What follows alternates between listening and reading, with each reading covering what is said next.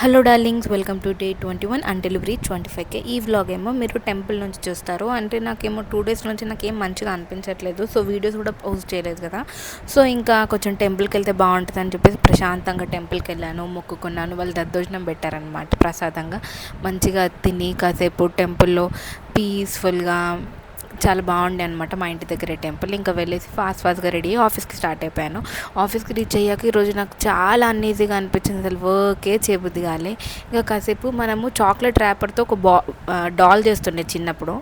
నేను అది చేద్దాం అనుకున్నా, బట్ అది ఏం సరిగ్గా రాలేదు. మేబీ కవర్ వల్లనో లేకపోతే నేనే సరిగ్గా చేయలేదేమో.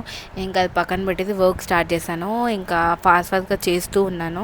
ఇంకా లంచ్ బ్రేక్ వెళ్ళి నా డెస్క్ చూడండి చాలా బాగుంది కదా, నీట్గా పెట్టుకున్నాను ఈరోజు.